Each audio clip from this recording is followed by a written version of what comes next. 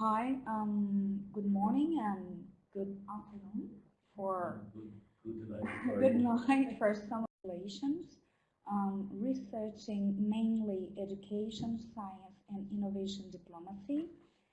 And well, it was a pleasure to attend to the seminar regarding science and innovation diplomacy in a EULAC framework.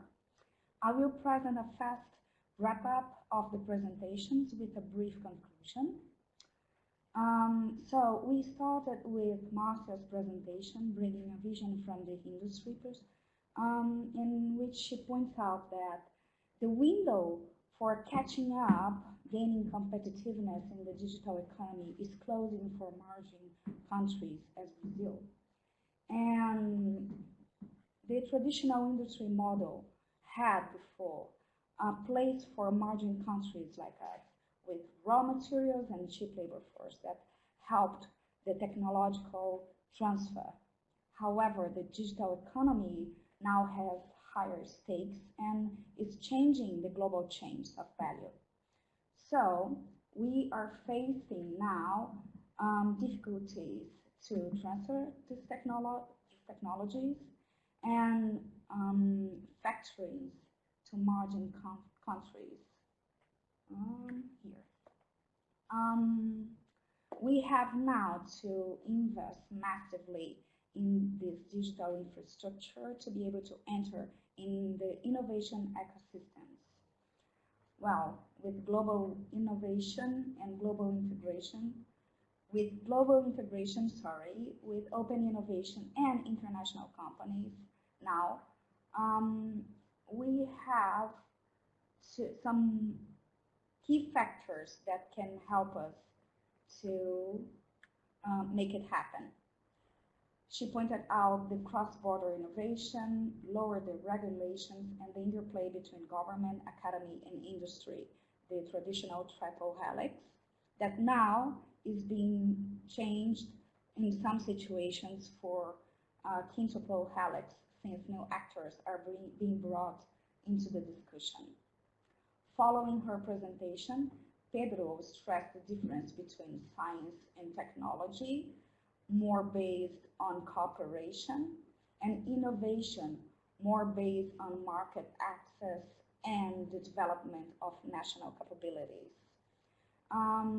Joss Lighton usually says that innovation diplomacy has a duality between cooperation and competition, or a cooperation for competition. And this is the biggest difference between them. After, Luis Fernando brought a Brazilian perspective, showing that Brazil is now focusing on innovation diplomacy with the establishment of a common language and goals for technological solutions, scientists and researchers and entrepreneurs and diplomats. This is very much aligned with the previous talks from Marcia and Pedro Ivo. The challenge is to join these international innovation ecosystems, and Brazil is tackling the issue by creating a network of Brazilian scientists abroad and a number of conferences, which is to align with Marcia's talk. From the academia perspective, Miriam brought us the view of the Caribbean countries. She pointed the importance of the higher education sector and she presented the Triple R strategic plan to the Caribbean countries. And a very important point that is from her presentation is the establishment of priority areas. You cannot think about innovation without making this overview and this focus on priority areas, not only in the views of the academia, but especially from a country perspective. So, Miriam stressed the use of higher education to promote academic cooperation and development. After that, we had a panel about science diplomacy with Augustina and Elk, with very aligned presentations in which they point that science diplomacy is an important tool to address global challenges. And it has three versions, that is science diplomacy, science for diplomacy, and diplomacy for science.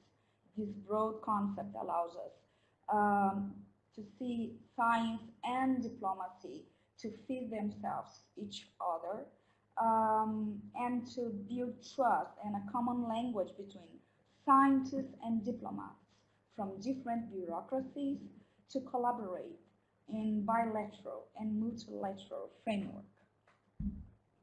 We can so stress that science and innovation diplomacy have an intersection, a very important one. However, they have different objectives, so they are complementary, but they are articulated differently.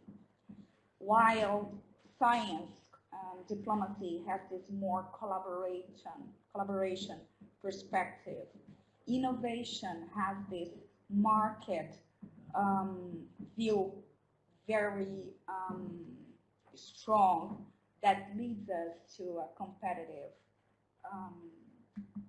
framework. Well, I think that I briefly and rapidly pointed out the main points of each panel, and now I am just closing by saying that Brazil had an amazing initiative this year, in which Pedro and Professor Monsi Martucci collaborated in. That was inside SP.